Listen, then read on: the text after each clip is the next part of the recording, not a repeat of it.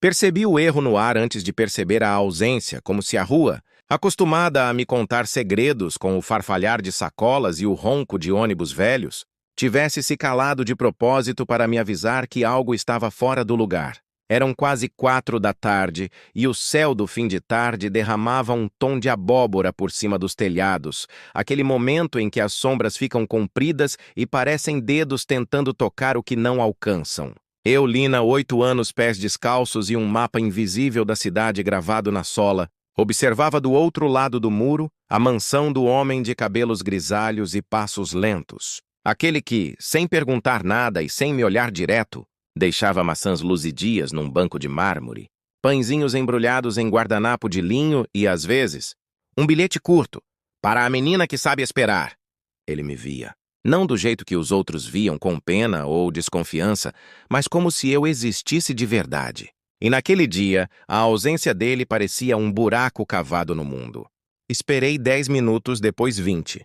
O banco continuou vazio, o jardim parado, as roseiras com suas espinhas de luz. Senti o velho nó que mora entre minha garganta e meu peito tentar se fazer maior, aquele que começou no dia em que minha avó prometeu voltar do hospital e não voltou. Aprendi a não pedir, a não anunciar minha esperança, como quem anuncia um itinerário no ponto do ônibus. Esperança, nas ruas, é algo que a gente carrega escondido no bolso. Mas a rotina dele era tão certa quanto a lixeira recolhida às segundas-feiras, e ali não havia ordem, não havia ritual. Havia silêncio, e era um silêncio errado. Dei a volta no quarteirão com o cuidado de quem entra numa igreja desconhecida. Só que a minha igreja tinha um muro alto de pedra coberto por uma trepadeira antiga. Enfiei os dedos nas frestas, agarrei o corpo no arranhão e subi. Meus joelhos, acostumados a escaparem de cascalho e esquina, ardiam. Encostei o queixo na borda, respirei a pedra fria. Do outro lado, o mundo vertia para um verde demais. O tipo de verde que dá vontade de deitar. Eu o avistei primeiro sem ver. A terra remexida, um sapato de couro brilhando como um peixe na lama, uma mão de dedos longos tentando alcançar o nada. O meu grito não saiu. Era como se os sons tivessem secado no meu corpo. Desci do muro sem pensar, a grama engolindo meus pés, e atravessei o jardim correndo com o coração batendo na boca. Quando ajoelhei na terra, a mão dele ainda estava fria como coisa de adega, mas viva. Os olhos, 2 pedaços de noite no rosto pálido, se abriram, e no fiapo de voz eu ouvi uma palavra que conhecia bem. Fuja. Fugir é o verbo que aprendi primeiro. Fugir do guarda, do menino maior, do dono do bar que não gosta de gente que não compra. Mas eu não fugi. Enfiei os dedos na terra, que era pesada, e cavuquei até minhas unhas se partirem e o sangue misturar com o humus, e minha respiração virar uma trovoada pequena no meu peito. Ele pediu para eu parar, e eu não parei. Acho que naquele dia entendi que tem hora que a gente não é criança nem adulto. Só é a pessoa que está diante do impossível e decide que vai fazer. Quando a terra saiu do peito dele, o ar entrou como um barulho. Ele me olhou com um espanto que me fez tremer. Eu devia ser um fantasma para ele, aquela sombra que espreitava do outro lado da rua e nunca pedia nada. Eu sabia que você estava lá, murmurou. Sempre soube. O jeito que falou, como quem diz, eu guardo seu segredo, me deu uma força que não vinha de músculo. Eu puxei mais, soltei os ombros, até que ele conseguiu sentar, os dentes cerrados para não gritar. O clique da porta nos cortou ao meio. Um som metálico vindo da casa, de quem abre sem pressa porque se sente dono do tempo. Ele sussurrou, voltaram, e eu entendi que aquela história tinha mais vilões do que eu imaginava. Arrastei-o até a estufa escondida atrás dos ciprestes, uma barriga de vidro no fundo do jardim. Escorregamos para dentro, o ar úmido batendo na cara, cheiro de terra e orquídea nos olhos. 2 homens apareceram do lado de fora, um deles com a voz de quem mastiga as sílabas. A terra está como deixamos. Amanhã o sumiço é notícia. Ricardo já ajeitou o resto. O nome pousou entre nós como um inseto pesado. Ele sussurrou. Meu contador. E não sei porquê, mas senti o azedo do limão na língua. Traição tem um gosto ácido que o corpo reconhece mesmo sem nunca ter provado. Depois que as sombras voltaram para dentro, percorremos a casa pelos fundos, um atalho de serviço que cheirava a sabão e mofo. No telefone de Mogno, o nada. No celular, tela morta. Ele apertou várias vezes o gancho só para se sentir menos impotente, e eu vi o homem que mandava no mundo descobrir que mundo nenhum é seu quando o alicerce é a confiança errada. Cortaram tudo, disse, e eu soube que nossa voz, por enquanto, teria que ser de pé, de passo, de escolha. Ele me levou ao banheiro grande demais, com um espelho onde cabiam 3 de mim. Lavou meus arranhões com um cuidado que eu não lembrava de alguém ter comigo. Eu segurava o choro como quem segura um prato cheio de sopa quente, tentando atravessar uma sala cheia de gente. Não queria derramar. Falou de Ricardo como quem fala de um parente, enumerando as pequenas gentilezas antigas que agora se revelavam armadilhas com laços bonitos. Falou de outros nomes, de outros ricos que entregavam suas planilhas a esse homem de sorriso ameno, e eu entendi que o buraco era um túnel. Não é só sobre mim, disse, olhando para o chão marmorizado que não devolvia nosso reflexo. Eles querem reescrever histórias. Eu pensei no banco de mármore e nas maçãs, e em como é fácil confundir doação com laço quando a fome está mandando na sua cabeça.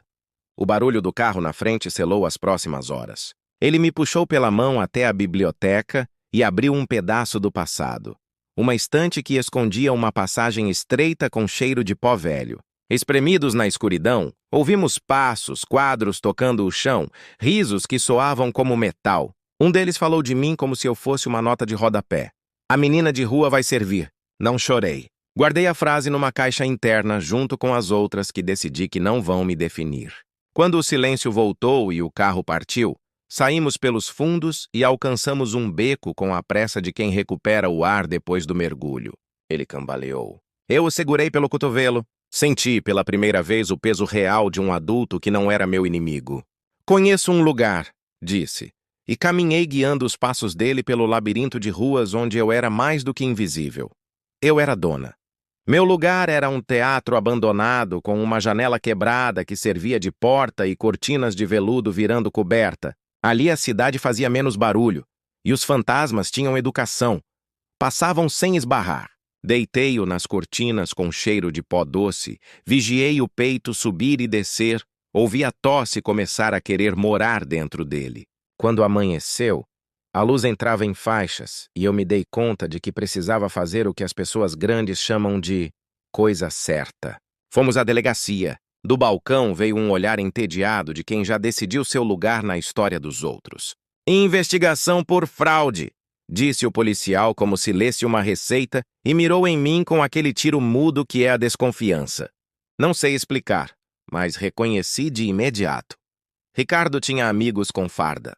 Saímos de lá com a sensação de que tínhamos batido numa geladeira. Lisa, fria, sem jeito de segurar. Passei dias prestando atenção às frestas. Na praça, vi Ricardo saindo do escritório lado a lado com o policial da delegacia, rindo como quem divide sobremesa. Na biblioteca, encontrei, com a ajuda dele, notícias sobre um tal de Jorge que sumiu em viagem e cujo contador também era Ricardo. Tinha um padrão, e a vontade de desaparecer deu lugar aos planos. Usamos computadores de biblioteca para mandar recados anônimos a gente importante, travestindo alerta de vazamento de sistema.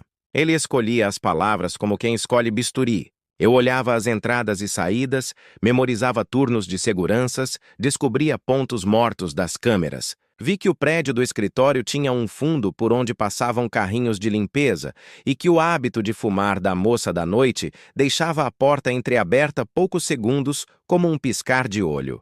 Numa noite de sábado de chuva fina, fomos. Eu com o coração agarrado na garganta e ele com a febre escondida num paletó emprestado. Um guarda saiu para fumar e deixamos o destino escorregar com a porta. Subimos as escadas de emergência com o barulho do nosso próprio medo nos calcanhares, passamos pelo corredor onde as luzes trabalhavam o mínimo e chegamos à porta de latão onde o nome de Ricardo brilhava como quem se orgulha da própria mentira. O clipe abriu o suficiente, o escuro nos recebeu, o monitor respirava luz. Vasculhamos. Encontrei um cofre miúdo com a porta mal fechada. Dentro, uma pasta única.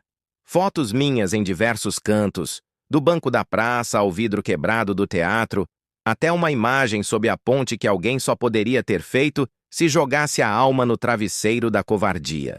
O sentiu atrás de mim quando a porta bateu com força e acendeu a moldura de Ricardo e do policial como se fossem atores de um drama barato que de repente ficou caro demais. As ameaças deles deslizavam pelo ar como facas velhas. Eu não tolero discursos longos de vilões. O corpo reage antes. O celular de Ricardo largado na mesa foi a pequena ponte de onde pulei. Desbloqueei com o rosto dele numa ousadia que teria sido engraçada se não fosse um risco. Abri o e-mail, anexei a foto mais indecente de todas, a prova de que nos vigiavam como bichos, e digitei o endereço de um jornalista que o Arthur me fez decorar. O tiro não veio.